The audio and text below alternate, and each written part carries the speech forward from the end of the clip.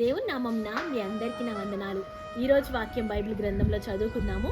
మత్తయి సువార్త 21వ అధ్యాయము 3వ వచనం.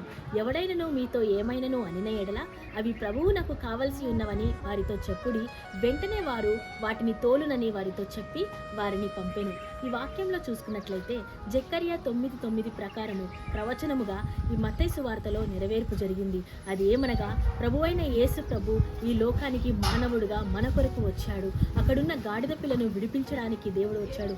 అనగా మనం బానిసత్వంలో ఉన్నప్పుడు గాడిద వలె మనము కూడా కట్టబడి ఉన్నప్పుడు దేవుడు మనల్ని విడిపించడానికి ఈ లోకానికి వచ్చి ఉన్నాడు.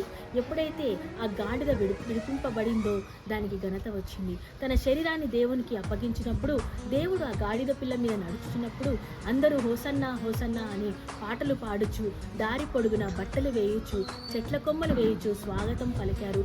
విలువలేని ఆ గాడిదకు విలువనొచ్చింది. అలాగునని యేసు ప్రభుకి మన జీవితాన్ని మనము అంగీకరించినప్పుడు మనము కూడా ఎంతోగానో విలువను పొందుకుంటాము. దేవుడు మనకి పరలోక రాజ్యాన్ని ఇస్తాడు, జీవ కిరీటాన్ని ఇస్తాడు. కనుక మనము కూడా కట్టబడి ఉన్న ఆ యొక్క గాడిద వలె, అనగా పాపములో దాస్యముగా కట్టబడి ఉన్నప్పుడు యేసు ప్రభువారు మన కొరకు వచ్చాడు అని మనము జ్ఞాపకం చేసుకుందాము.